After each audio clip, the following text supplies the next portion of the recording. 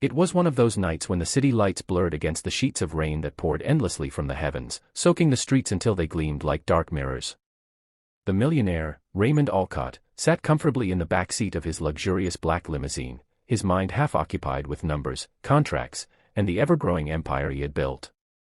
He was a man who thought he had seen it all, experienced it all, and who believed the world turned only for those who had the wealth to bend it to their will. But destiny often chooses the proud to humble, and that night, destiny had decided to cross his path.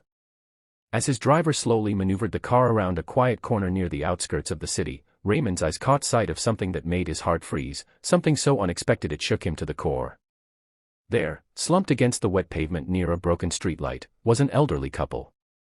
They weren't just standing in the rain, they had collapsed into it, their frail bodies curled into each other for warmth, their faces pale with exhaustion, their clothes drenched and clinging to their thin frames.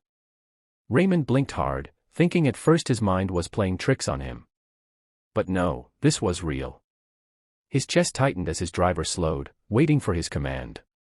For the first time in years, Raymond Alcott didn't know what to say. His mind screamed to keep driving, to dismiss this as none of his concern. After all, hadn't he worked tirelessly for every penny he earned? Wasn't it their responsibility to look after themselves? That's what he preached. But his heart, buried beneath years of arrogance and greed, whispered something different. Stop. Just stop. With a shaky voice he ordered the driver to pull over, and as the car eased to a halt, the rain pounded louder, like the sky itself urging him to step out of the comfort of his wealth and face the reality of human suffering. Raymond opened the door and the cold rain slapped against his face, soaking his tailored suit within seconds. He walked toward them, his polished shoes splashing through puddles, his eyes locked on the fragile forms of the couple. They looked to be in their late 70s, perhaps older, and their bodies trembled violently from the cold.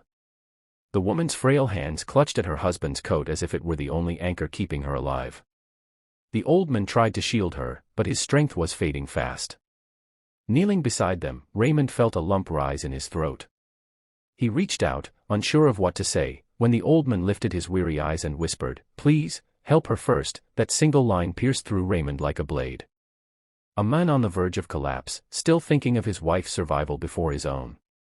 It was a love Raymond had never known, a selflessness he had never given. In that moment, his empire, his millions, his pride, none of it mattered. He shouted for his driver to bring blankets from the car, his voice trembling with urgency. As he tried to shield the couple from the relentless rain, he realized something he had never admitted before: wealth could build towers, buy cars, and command respect, but it could not replace compassion.